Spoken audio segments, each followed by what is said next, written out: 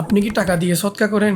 জানেন কি হাসি দিয়েও সৎকা করা যায় যদি ইসলামী নিয়মে হয়? হাসি শুধু সৎকা নয়, বরং আমাদের মানসিক এবং শারীরিকভাবে এর প্রশান্তি দেয়। ইসলামে হাসির সিস্টেম নিয়ে আজকের বিজ্ঞান কি বলছে চলুন একবার দেখে নিই। ইউএস এর একজন মুসলিম গবেষক doctor Ayesha স্টেচা smiling is Sunnah and science শিরোনামের একটি গবেষণাপত্রে লিখেছেন, একটি মুচকি হাসি মানুষের কর্টিসল এবং অ্যাড্রেনালিনের মাত্রা কমায়, ডোপামিন এবং সেরোটোনিনের মাত্রা বৃদ্ধি করে, ফলে মানসিক চাপ কমে, ব্রেইনকে বিকশিত করতে এবং আনন্দ দিতে সহায়তা করে। ভারতের বেঙ্গালুরুতে প্রকাশিত the monthly magazine of Islamic ভয়েসে হাদিস অ্যাবাউট স্মাইলিং অ্যান্ড মডার্ন সায়েন্সের একটি গবেষণাপত্রে উঠে এসেছে, পরিমিত ও নিয়মতান্ত্রিক হাসি মানব শরীরের জন্য রক্তচাপ কমায় এবং হৃদযন্ত্রের কার্যক্ষমতা বৃদ্ধি করে। মুচকি হাসি রক্তনালীকে প্রশস্ত করে এবং রক্ত চলাচলে সহায়তা করে। শরীরের ইমিউন সিস্টেমকে শক্তিশালী করে একটি মুচকি হাসি, যা আমাদের শরীরের অ্যান্টিবডি এবং সংক্রমণের বিরুদ্ধে লড়াই করতে প্রাকৃতিক সেলের সংখ্যা বৃদ্ধি করে। এমনকি শরীরে এন্ডোরফিন নিঃসরণ করে, যা আমাদের শরীরে ব্যথানাশক হিসেবে কাজ করে। আজ থেকে প্রায় 1450 বছর আগে ইসলামের নবী এমন মুচকি হাসি হাসতে শিখিয়েছেন, যা আজকের আধুনিক বিজ্ঞান মানব শরীরের জন্য উপকার